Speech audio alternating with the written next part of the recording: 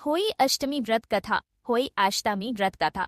बहुत समय पहले एक छोटे से गांव में एक ब्राह्मण और उसकी पत्नी रहते थे। दोनों बहुत धर्मपरायण और भगवान के भक्त थे, परंतु उनके जीवन में एक ही दुख था, उन्हें संतान सुख प्राप्त नहीं था।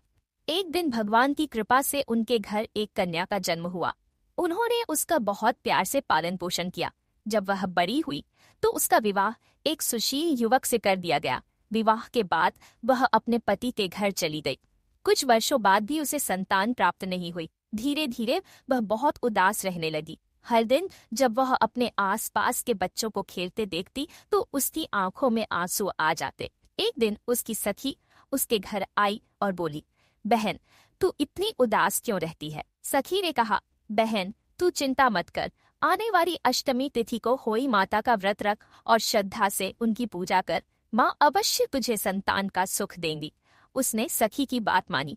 अष्टमी के दिन वह सुबह सुबह उठी, स्नान किया, स्वच्छ वस्त्र धारण किए और घर के एक कोने में गोबर से चौक बनाया। फिर आटे और मिट्टी से होई माता की छोटी मूर्ति बनाई। फूल, दीपक, धूप और मिठाई चढ़ाई और सच्चे मन से माता की पूजा की।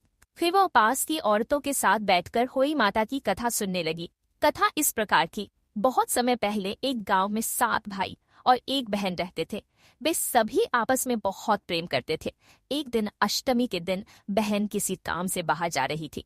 रास्ते में उसने देखा कि कुछ महिलाएं पूजा कर रही हैं। उससे उनसे पूछा, बहनों, आप कौन सी पूजा कर रही हैं? महिलाएं बोली, हम होई माता का व्रत कर रही हैं। जो भी स्त्री श्रद्धा से यह व्रत करती है, माँ होई उसकी गोद भर देती है और उसके बच्चे दीर्घायु होते हैं। यह सुनकर बहन भी उनके साथ बैठ गई और